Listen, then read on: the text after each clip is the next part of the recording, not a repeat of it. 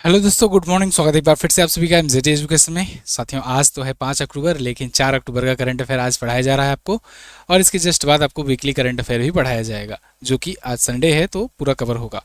तो लेकिन 4 अक्टूबर का करंट अफेयर क्योंकि मैं अवेलेबल नहीं था, इसलिए आपको मैं यहाँ पर वीडियो दे रहा हूँ। कल शाम को आया और काफ़ी लेट हो गया था, और लेकिन वीडियो आपको कल वाला ही समझ करके कंसीडर किया जाए, क्योंकि चैनल पर अपलोड होगा तो जब आप बाद में सर्च करोगे तो 4 अक्टूबर के नंबर से पढ़ना चाहिए। इसलिए वीडियो आज अपलोड हो तो रही है, लेकिन कंटेंट आपका रहेगा। और बाकी वीकली में आप संडे का रिवीजन आज करोगे ही। तो चलिए सबसे पहले कल वाला रिवीजन कर लेते हैं हम लोग। देखिए, कभी कभी क्या होता है ना, बहुत सारी दिक्कतें आ जाती हैं, दौड़ भाग लग जाता है, बीच बीच में आना जाना हो जाता है, तो सारी चीज़ें सिस्टमेटिक नहीं बैठ पाती हैं, है ना।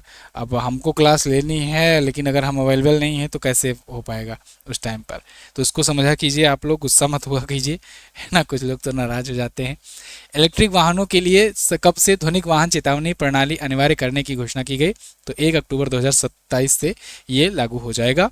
नेशनल कैडेट कॉर्प्स के नए महानिदेशक बने हैं लेफ्टिनेंट जनरल वीरेंद्र वत्स। कल मैंने ये सारी चीज़ें आपको, ये सारे क्वेश्चन डिटेल में पढ़ाया था, आज इसका रिवीजन है वन लाइनर, ठीक है। चलिए, तो कर्मचारियों और पेंशन भोगियों के लिए डीए को 3% बढ़ाया गया है। 1 अक्टूबर 2025 से इसे लागू माना जाएगा। एशिया के सबसे बड़े अपशिष्ट जल उपचार संयंत्र का उद्घाटन ओखला, दिल्ली में किया गया है। और शाहरुख खान पहली बार हुरून रिच लिस्ट की अरबपति क्लब में शामिल हुए हैं। तीसरा उन्मेषा अंतर्राष्ट्रीय साहित्य उत्सव बिहार में आयोजित किया गया, पटना में। और जॉर्जिया मेलोनी की बुक आई हुई है, उस बुक की प्रस्तावना लिखी है पीएम मोदी ने, ठीक है। इसके अलावा ISSF junior world cup shooting 2025 में 26 पदकों के साथ भारत रहा मेडल टेबल में टॉप पर। 26 पदक में 8 गोल्ड थे, 10 सिल्वर, 8 ब्रांज थे। इसके अलावा एआई मनोरंजन, आयोजन और पर्यटन के विशेषज्ञों को आकर्षित करने के लिए 4 टाइप की नई वीजा कैटेगरी शुरू की गई है यूएई के द्वारा। P4 जागरूकता कार्यक्रम के साथ तेलुगु भाषा दिवस मनाया गया अभी सऊदी अरेबिया में। तो ये टॉप 10 करंट अफेयर के क्वेश्चंस थे कल की वीडियो से, जिनका आपने किया रिवीजन। अब हम लोग आज की करंट अफेयर देखेंगे। इसकी पीडीएफ और क्विज वगैरह जो भी पेंडिंग है, ये आपको टेलीग्राम ग्रुप में भिजवा दी जाएगी, ठीक है। हमारे ही तरफ से अप्रूवल होकर के फाइनल नहीं भेजा गया था ग्रुप में, नहीं तो अब तक पहुंच गई होती पीडीएफ इसकी। एमजीटी एजुकेशन के टेलीग्राम ग्रुप पर भी आपको पीडीएफ मिल जाएगी। पहला क्वेश्चन आज का, विश्व अंतरिक्ष सप्ताह कब मनाया जाता है? विश्व अंतरिक्ष सप्ताह, वर्ल्ड स्पेस वीक, प्रत्येक वर्ष ये 4 से 10 अक्टूबर को मनाते हैं, ठीक है। फिक्स डेट है। तो प्रत्येक वर्ष 4 से 10 अक्टूबर तक वर्ल्ड स्पेस वीक, विश्व अंतरिक्ष सप्ताह मनाया जाता है, ठीक है। विज्ञान और प्रौद्योगिकी और मानव अस्तित्व की बेहतरी की दिशा में उनके योगदान को देखते रहिए। अंतरिक्ष में रहना, लिविंग इन स्पेस, ये इस बार की थीम है। क्या है थीम? Living in space. अब यहाँ पर देखो, ये सब चीज़ें तो जो हैं ही। 4 अक्टूबर को 1997 में पहला कृत्रिम उपग्रह लॉन्च किया गया था, स्पुतनिक वन। इसको किसने लॉन्च किया था? यूएसएसआर ने, ठीक है। जो आज के टाइम पर रसिया मात्र रह गया है, पहले यूएसएसआर था, तो उसके द्वारा स्पुतनिक फर्स्ट लॉन्च किया गया था, ठीक है। वो पहला मैन मेड सैटेलाइट था। उसके बाद 1967 में अक्टूबर में 10 अक्टूबर को चंद्रमा और अन्य खगोलीय पिंडों सहित बाहरी अंतरिक्ष की खोज की गई थी, तो तब से ये मनाया जाता है। आज मैं जो आपको बताऊंगा वो है आपका इंटरनेशनल स्पेस स्टेशन, आईएसएस।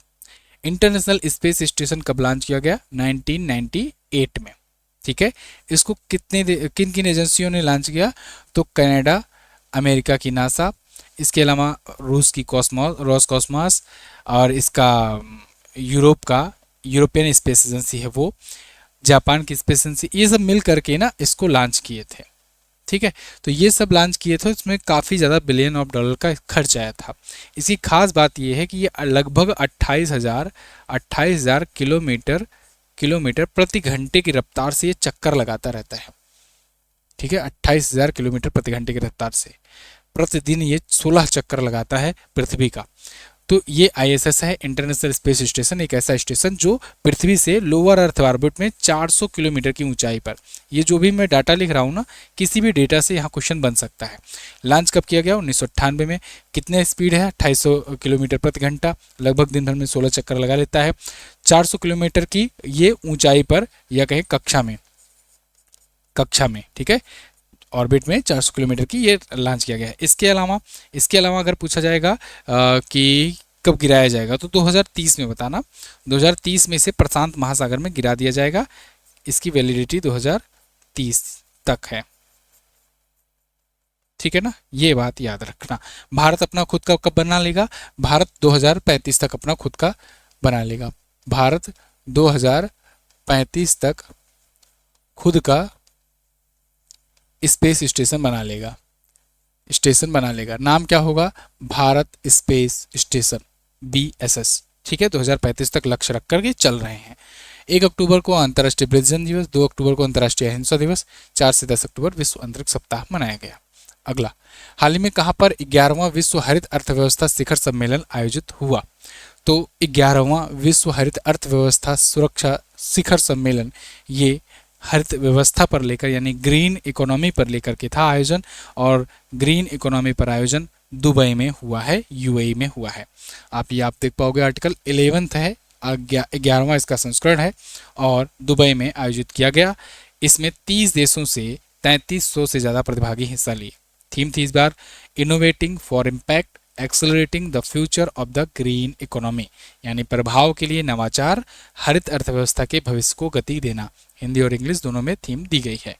तो ग्रीन इकोनॉमी के लिए है। अब चलो, ग्रीन इकोनॉमी आई है बात, तो हम लोग ग्रीन इकोनॉमी से क्या याद रख सकते हैं सबसे ज़्यादा?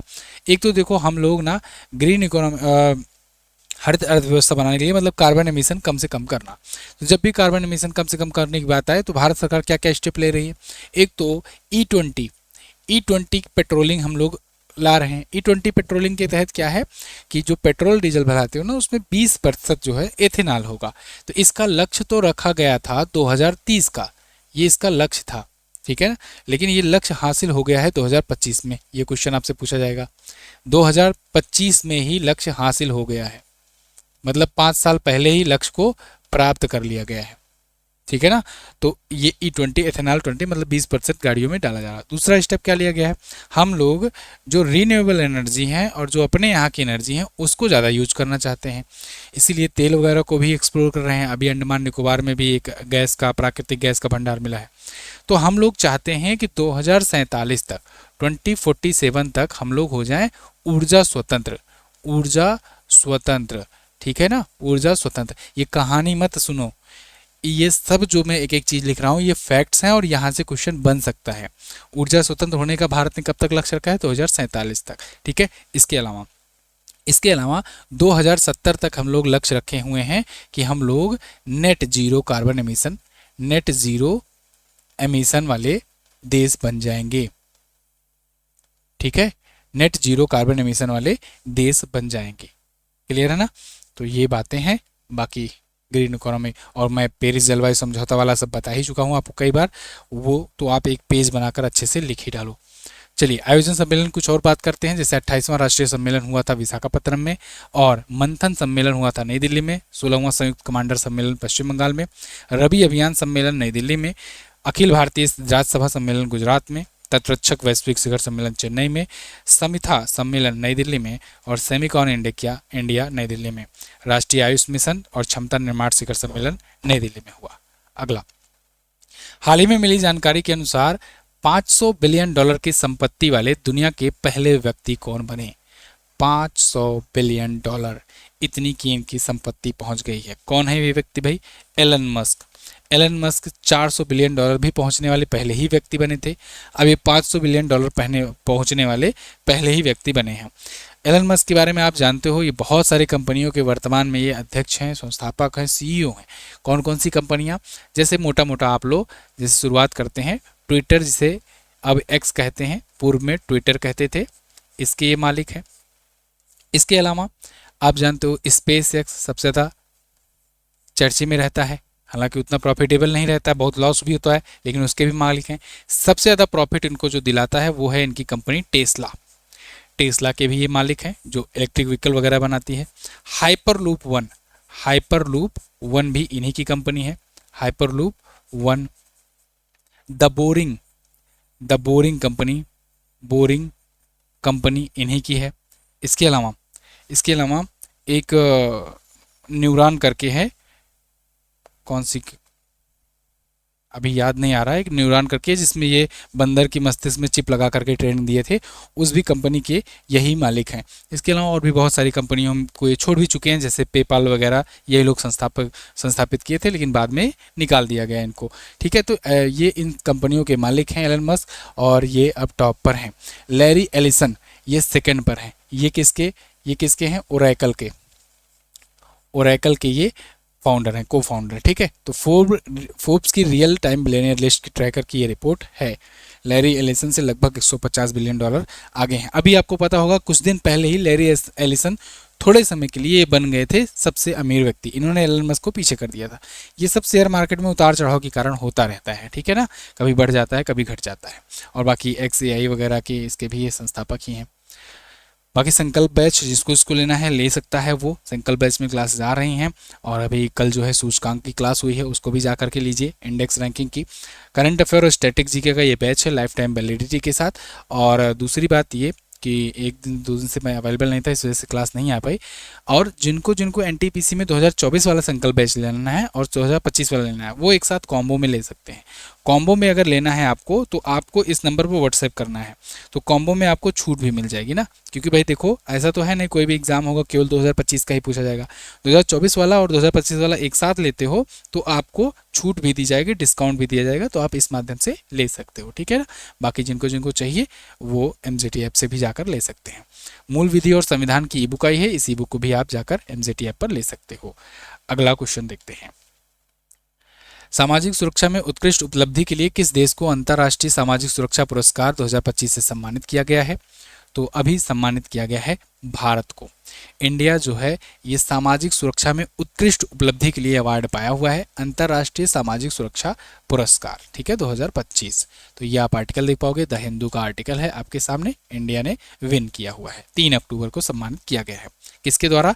अंतर्राष्ट्रीय सामाजिक सुरक्षा संघ के द्वारा। अब ये अवार्ड पाने वाला भारत बन गया है 5वां देश। मलेशिया के कुआलालंपुर में इसका अभी पुरस्कार दिया गया है भारत को। ठीक है, सामाजिक सुरक्षा में उत्कृष्ट उपलब्धि के लिए हर 3 साल में सम्मान दिया जाता है, तो इस बार भारत को मिला है। एक और अभी डेटा कुछ दिन पहले मैंने बताया था ILO की, अगर आपको याद हो 1-2 महीने पहले मैंने बताया था, अंतर्राष्ट्रीय श्रम संगठन का डेटा है कि ILO स्टैट्स डेटाबेस के अनुसार भारत में सामाजिक सुरक्षा 2015 में 19% से बढ़कर के 2025 में 64.3% हो गई है। तो ये जो क्वेश्चन मैंने आपको 3 महीने पहले बताया था, उसी को उठा करके कॉपी पेस्ट किया हुआ हूँ नोट में। ठीक है, तो रिवीजन के लिए तो आप रिवाइज करते चलो, पुराना भी पॉइंट भूलो मत, इसी से रिलेटेड है। अगला, हाल ही में आयोजित विश्व भारोत्तोलन चैंपियनशिप 2025 में मीराबाई चानू ने कौन सा पदक जीता है? तो मीराबाई चानू, सखारोम मीराबाई चानू ने जीता सिल्वर मेडल। सखारोम मीराबाई चानू जो हैं ये आप जानते हो ओलंपिक में भी ये जीत चुकी हैं सिल्वर मेडल, है ना। ये यहाँ पर भी सिल्वर मेडल जीती हुई हैं। ये विश्व भारोत्तोलन चैंपियनशिप था, तो मतलब बड़ा इवेंट था, इसलिए इंपॉर्टेंट हो जाता है। मीराबाई चानू ये मणिपुर से आती हैं। नॉर्वे के फोर्डे में ये आयोजन किया गया, जिसमें इन्होंने 48 किलोग्राम की कैटेगरी में सिल्वर जीता। 48 किलोग्राम कैटेगरी भी पूछा जाता है। ठीक है, तो कुल इन्होंने 199 किलोग्राम उठाए वजन, क्योंकि ये वेट लिफ्टर हैं। स्नैच में 84 किलोग्राम, क्लीन एंड जर्क में 115 किलोग्राम। स्नैच होता है कि एक ही बार में उठा लो, ठीक है। क्लीन एंड जर्क होता है कि एक बार उठा करके रखो, उसके बाद तब उठाओ, ठीक है। तो वो क्लीन एंड जर्क होता है, उसके बाद टोटल गिना जाता है। तो इसकी अलग कैटेगरी, ये अलग कैटेगरी होती है, ठीक है ना। चलो, भारोत्तोलन की 2022 के बाद चानू की पहली विश्व चैंपियनशिप थी ये। पेरिस 2024 ओलंपिक के बाद उनकी दूसरी प्रतियोगिता थी। यूनियन बैंक ऑफ इंडिया का प्रबंध निदेशक और मुख्य कार्यकारी अधिकारी किसे नियुक्त किया गया? तो यूनियन बैंक ऑफ इंडिया जो कि एक सरकारी बैंक है, आप जानते हो, मैंने आपको वीडियो भी दी हुई है। 12 सरकारी बैंकें हैं भारत में, 12 सरकारी बैंकें हैं। सरकारी बैंकें कौन सी? सरकारी बैंकें कॉमर्शियल बैंकें। कॉमर्शियल बोलते हो जिसकी बैंकिंग आम नागरिकों के लिए खुली होती है, ठीक है। वरना सरकारी तो आरबीआई भी है, लेकिन आरबीआई इसमें काउंट नहीं होगी। आरबीआई बैंकों का बैंक है, वो आम नागरिकों के लिए बैंक नहीं है। तो ये इनमें से ही 12 सरकारी बैंकों में एक बैंक है यूनियन बैंक ऑफ इंडिया। इसके प्रबंध निदेशक और सीईओ ये नियुक्त किए गए हैं आशीष पांडे। कौन? आशीष पांडे नियुक्त किए गए हैं। आप देख सकते हो, इनको नियुक्त किया गया एमडी और सीईओ ऑफ यूनियन बैंक। इसके अलावा एक और नियुक्ति हुई है, कल्याण कुमार की नियुक्ति हुई है सेंट्रल बैंक ऑफ इंडिया में। वो भी केंद्रीय ही बैंक, वो भी सरकारी ही बैंक है, ठीक है ना। PSU है, यानी पब्लिक सेक्टर की अंडरटेकिंग वाली बैंक है, PSB भी कह सकते हो। तो कल्याण कुमार CBI के, यानी सेंट्रल बैंक ऑफ इंडिया, वो CBI नहीं, ये वाला CBI। तो दो, आशीष पांडे को UBI का। तो 3 वर्ष के लिए दोनों को नियुक्त किया गया है। यूनियन बैंक ऑफ इंडिया की बात करें तो 1919 में स्थापना हुई थी, मुंबई में हेडक्वार्टर है। और सेंट्रल बैंक ऑफ इंडिया की स्थापना 1911 में हुई थी, मुंबई में इसका भी हेडक्वार्टर है। बैंकों में मैक्सिमम बैंक का हेडक्वार्टर आपको मुंबई में ही मिलेगा। अगला, ये कुछ और नियुक्तियां जो पिछले दिनों में हुई हैं, रिवीजन करिए। NCC के नए महानिदेशक कल हम लोगों ने पढ़ा था, लेफ्टिनेंट जनरल वीरेंद्र वत्स। प्रवीर रंजन ये CISF के महानिदेशक, और प्रवीण कुमार ये ITBP के महानिदेशक। शिरीष चंद्र मुर्मू RBI के deputy governor. R Venkataramani Bharat के attorney general. Shailesh Chandra Tata Motors के MD CEO। मिथुन मनहास ये BCCI के 37वें अध्यक्ष। Sudhanshu Vats advertising standards council of India के अध्यक्ष। कई नियुक्तियां हुई हैं क्योंकि 1 अक्टूबर से बहुत सारे लोगों का कार्यकाल खत्म हो रहा था, तो इसीलिए आपको ये बहुत सारे इसमें मैक्सिमम नए दिख रहे होंगे, है ना। वरना अमूमन क्या होता है, 1-2 नियुक्तियां होती है, बाकी बार बार आप रिवीजन करके याद कर लिए रहते हो। इस बार बहुत सारी नई नियुक्तियां हैं, तो आपको ये याद करने में कठिनाई होगी। तो आप एक काम करो, इसका स्क्रीनशॉट लो और दिन में एक बार रिवाइज कर लेना, या फिर शाम को जब PDF पढ़ना तो एक बार इसको जरूर पढ़ लेना, ठीक है। ये इससे आप फैमिलियर हो जाओ। किसको पर्यावरण विज्ञान में तमिलनाडु वैज्ञानिक पुरस्कार या तानसा 2022 से सम्मानित किया गया? तो 2022 के लिए तानसा सम्मान जो इस बार दिया गया है, वो दिया गया है किसे? डॉक्टर R आर्थर जेम्स को। डॉक्टर R आर्थर जेम्स को ये दिया गया है, जो कि BDU के प्रोफेसर हैं। ये तानसा अवार्ड जीते हुए हैं, ठीक है। 50,000 रुपए का नगद पुरस्कार और एक सर्टिफिकेट इनको दिया गया हुआ है। तो ये भारती दास विश्वविद्यालय यानी कि BDU के समुद्री विज्ञान में प्रोफेसर और अध्यक्ष हैं, समुद्री विज्ञान में। ओके, तानसा पुरस्कार Tamil Nadu state council for sciences and technology के द्वारा दिया जाता है। अगला, हाल ही में किस केंद्रीय मंत्री ने माई भारत मोबाइल ऐप लॉन्च किया? माई भारत मोबाइल, इसको मनसुख मंडाविया जी ने लॉन्च किया है। केंद्रीय मंत्री मनसुख मंडाविया जी ने इसे लॉन्च किया है, माई भारत मोबाइल ऐप। इससे क्या हुआ? माई भारत मोबाइल ऐप प्लेटफॉर्म के जरिए युवाओं को जितना भी भारत में चल रही होंगी उनके लिए वेलफेयर स्कीम्स हैं, सरकारी योजनाएं हैं, और जो भी उनको जैसे मान लो लोन प्रोवाइड किया जा रहा है या कोई वेलफेयर स्कीम है, तो उसके बारे में तुरंत जानकारी, तुरंत सेवाएं इनको मिल पाएंगी इस ऐप के जरिए, माई भारत मोबाइल ऐप के जरिए, ठीक है। तो 15 से 29 वर्ष के युवाओं के हाथ में ये ऐप लाना सबसे बड़ी उपलब्धि होगी, और इस पहल के माध्यम से इस प्लेटफॉर्म के जरिए लोगों को, युवाओं को खास करके जोड़ा जाएगा। उनको बताया जाएगा कि भाई देश कैसे चलता है, या युवाओं के बारे में योजनाएं कैसे काम करती हैं, मतलब जो बेसिक इन्फॉर्मेशन जो जेनजीज को जानना चाहिए ना, खास करके, क्योंकि जेनजीज क्या है कि कई बार वो मोबाइल और इन सब के बारे में बहुत ज़्यादा नॉलेज रखते हैं, लेकिन बाकी देश दुनिया में क्या चलता है, क्या कुछ सरकार कैसे काम करती है, ये सब के बारे में नहीं पता होता है, ठीक है। तो खैर, कुछ और ये पोर्टल हैं रिवीजन, जैसे ज्ञान भारतम पोर्टल PM मोदी ने लॉन्च किया था। गिद्ध पोर्टल वी फाउंडेशन इंडिया और गुवाहाटी विश्वविद्यालय के प्राणी विज्ञान विभाग ने लॉन्च किया गया था। रेल वन ऐप, ये रेल मंत्री ने लॉन्च किया था। GOI स्टैट्स, ये सांख्यिकी और कार्यान्वयन मंत्रालय ने लॉन्च किया था। E-कोर यात्रा, ये ईस्ट कोस्ट रेलवे ने लॉन्च किया था यात्रा महोत्सव में। दीपोदर्पण अन्न मित्र और अन्न सहायता भारत सरकार ने लॉन्च किया था। सचेत app national disaster management authority ने लॉन्च किया था। सेहत ऐप जम्मू कश्मीर ने लॉन्च किया था। भागीरथी, ये उत्तराखंड राज्य सरकार ने लॉन्च किया था, ठीक है। तो ये सब याद रखना, रेल वन इसमें सबसे ज़्यादा इंपॉर्टेंट है। अगला, हाल ही में आयुष मंत्रालय ने किसको राष्ट्रीय धन्वंतरी आयुर्वेद पुरस्कार 2025 से सम्मानित किया? तो राष्ट्रीय धन्वंतरी आयुर्वेद पुरस्कार 2025 ये आयुष मंत्रालय के द्वारा दिया गया है, और इस बार 3 को दिया गया है। प्रोफेसर बनवारी लाल गौर को, वैद्य नील कंधन मूस ET को, और वैद्य भावना पार्स को। तो उपरोक्त सभी को दिया गया है, ठीक है। ये तीनों ही वैद्य हैं। वैद्य मतलब कि समझ लो कि देसी डॉक्टर है ना, देसी डॉक्टर मतलब आप कैसे आयुर्वेद वाले की डॉक्टर आप समझ लो, है ना, एलोपैथी वाले नहीं। क्योंकि आयुष मंत्रालय आप जानते हो ये आयुष विभाग के लिए काम करता है। आयुष मतलब कि आयुर्वेदा, यूनानी योग चिकित्सा, यूनानी चिकित्सा, सिद्ध चिकित्सा और होम्योपैथी। आयुर्वेदा, योग चिकित्सा, यूनानी चिकित्सा, सिद्ध चिकित्सा और होम्योपैथी, तो इनके लिए काम करता है। इसीलिए इनमें से इन विभागों के 3 ऐसे डॉक्टर्स को सम्मानित किया गया है आयुष मंत्रालय के द्वारा। धन्वंतरी आयुर्वेदा पुरस्कार, ठीक है ना, राष्ट्रीय है। नेशनल लेवल का ये अवार्ड है। प्रोफेसर बनवारी लाल गौर जो हैं ये आयुर्वेदिक शिक्षा और संस्कृत विद्वत्ता में 6 दशकों से अधिक का योगदान दिए हैं, इसलिए 31 पुस्तकें भी लिखी हैं। संस्कृत में 319 प्रकाशन सहित 300 से ज़्यादा शैक्षणिक कार्य इनके किए गए हैं। कई पीएचडी और स्नातकोत्तर विद्वानों को ये मार्गदर्शन भी दे चुके हैं। और इसके बाद वैद्य नीलकंठन मूस ईटी जो हैं ये वैद्य रत्नम समूह के प्रमुख हैं और 200 साल पुरानी आयुर्वेदिक विरासत के परिवार की 8वीं पीढ़ी का ये प्रतिनिधित्व कर रहे हैं। ठीक है, इसके अलावा तीसरे बचे भावना पार्षद। तो भावना पार्षद जो हैं ये CSIR IGIB के के वैज्ञानिक वैद्य हैं और ये आयुर्जीनोमिक्स में उनके अग्रणी कार्य के लिए इनको सम्मानित किया गया है। तो तीनों के बारे में मैंने आपको बताया। अब एक चीज़ और मैं आपको बताना चाहता हूँ। एक अभी राष्ट्रीय आयुर्वेद दिवस घोषित हुआ है, राष्ट्रीय आयुर्वेद दिवस। अब तक क्या होता था कि धन्वंतरी जी के जन्मदिन पर या कहे धनतेरस के दिन मना लिया जाता था। तो धनतेरस आप जानते हो, दीपावली और धनतेरस ये अलग अलग साल पे अलग अलग डेट को पड़ता था। लेकिन अब क्या किया गया कि राष्ट्रीय आयुर्वेद जो दिवस है इसको फिक्स कर दिया गया है। अब से ये एक फिक्स डेट को मनाया जाएगा। कब मनाया जाएगा? 23 सितंबर को, याद रहेगा 23 सितंबर को अब कर दिया गया है फिक्स। ठीक है, ये याद रहे आपको। अब तक आप पढ़ते थे धनतेरस के दिन। अगला, बनारस घराने के आध्यात्मिक गायक रहे पंडित छन्नू लाल मिश्रा का हाल ही में निधन हो गया। इनमें से किस पुरस्कार से पुरस्कृत थे? तो पंडित छन्नू लाल मिश्रा ये पद्म भूषण और पद्म विभूषण से सम्मानित थे, यानी बी और सी ऑप्शन आपका करेक्ट हो जाएगा।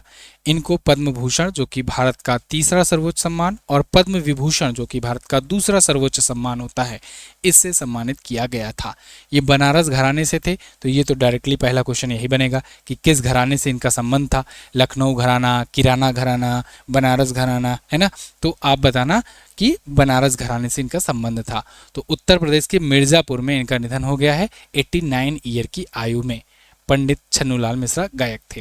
ख्याल, ठुमरी, कजरी, भजन और अन्य शास्त्रीय विधाओं में ये पारंगत थे। पूछा जाएगा कौन से ये लोकगीत से, लोक गायन से संबंधित थे, तो आप बताना ख्याल से या ठुमरी से या कजरी से। ये सब उत्तर भारत, खासकर उत्तर प्रदेश के गीत हैं, ठीक है ना, लोकगीत हैं। इसके अलावा लोक नृत्य में मैं आपको बताना हूँ कथक, नौटंकी, ये सब लोक नृत्य में आता है। तो 2020 में इनको पद्म विभूषण और 2010 में पद्म भूषण से सम्मानित किया गया था। लोक गायिका मालिनी अवस्थी जी इनको काशी की लोक आवाज़ के रूप में संज्ञा दी थी, काशी की लोक आवाज़। तो ये थे व्यक्ति, इनका निधन हो गया। अब पिछले दिनों में जो कुछ और निधन हुए हैं उनका रिवीजन करेंगे। जैसे SL भैरप्पा का निधन हुआ, प्रसिद्ध कन्नड़ उपन्यासकार थे। हेराल्ड डेनिस जो कि रिटायर्ड इंटरनेशनल क्रिकेट अंपायर थे, इनका निधन हुआ। DD लपांग ये मेघालय के पूर्व मुख्यमंत्री थे, इनका निधन हुआ। बॉब सिम्पसन ऑस्ट्रेलिया के प्रसिद्ध cricketer. TN Manoharan IDBI bank के चेयरमैन। सत्यपाल मलिक जी जम्मू कश्मीर के पूर्व राज्यपाल और कई राज्यों के पूर्व राज्यपाल। शिबू सोरेन ये झारखंड के पूर्व मुख्यमंत्री रहे। लॉर्ड मेघनाथ देसाई ये प्रसिद्ध अर्थशास्त्री थे। रतन थियम ये प्रसिद्ध रंगमंच उस्ताद थे। तो ये प्रमुख और निधन थे। क्लियर? तो ये थी कल की वीडियो। आपने रिवीजन भी किया, आपने डिटेल से पढ़ाई भी की। इसकी PDF आपको टेलीग्राम पर भेज दी जाएगी। और 2 दिन के लिए जो लेट लतीफ़ हुआ उसके लिए सॉरी। अब से आपको टाइम पर सब कुछ क्लासेस वगैरह मिलेंगी, एटलीस्ट दीपावली तक। तो ठीक है। तो कल मैंने आपसे पूछा था 2 अक्टूबर 2025 को महात्मा गांधी जी की कौन सी जयंती मनाई गई? तो 156वीं जयंती मनाई गई। ITBP के नए महानिदेशक कौन बने हैं? तो वो बन गए हैं प्रवीण कुमार। क्लियर? आज आपको क्या बताना है? आज बताना है हुरून इंडिया रिच लिस्ट 2025 में टॉप पर कौन है। दूसरा, किसकी आत्मकथा की प्रस्तावना PM मोदी द्वारा लिखी गई है, वो आप बताइए। तो थैंक यू सो मच यहाँ तक वीडियो देखने के लिए। अब आप थोड़ी ही देर बाद वीकली करंट अफेयर का रिवीजन करेंगे। मैं मिलूंगा आपसे अगली वीडियो में, तब तक के लिए नमस्कार, जय हिंद, वंदे मातरम।